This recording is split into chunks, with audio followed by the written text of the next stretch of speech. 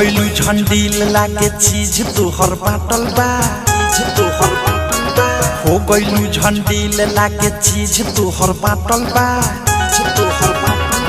कथी करेलू ये बॉबी एरी तोहर बाटल बा, कथी करेलू ये बॉबी एरी तोहर बाटल बा, तरसल नाही कोनो लागे सब काके आटल बा, कथी करेलू ये बॉबी एरी तोहर बाटल बा, कथी करेलू ये बॉबी एरी तोहर बाटल बा।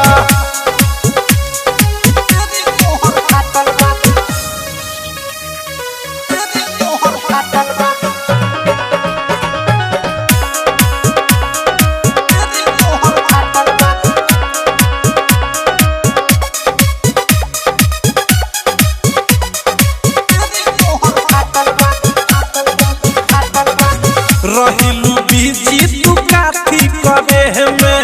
देखिले हते हते घूमेलू सरे में, रहिलू बीजी तू काथी करे में, देखिले हते हते घूमेलू सरे में, दिया बच्चा राइल गुरवा लागता की काटल बा, काथी करेलू ये बॉबी एरी तोहर बाटल बा, कथी करेलू ये बॉबी एरी तोहर बाटल बा रे।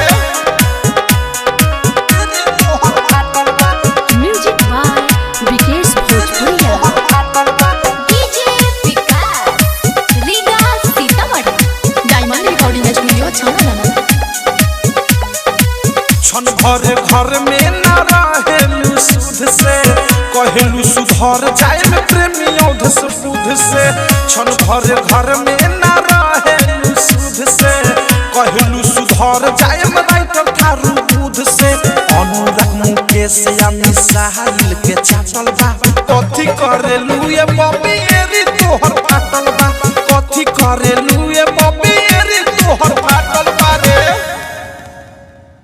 RCM म्यूजिक न्यू ऐप अभी डाउनलोड कीजिए हमारे गूगल प्ले स्टोर से और पाए भोजपुरी लोकगीतों का एक से बढ़कर एक ऑडियो वीडियो सॉन्ग बिल्कुल मुफ्त।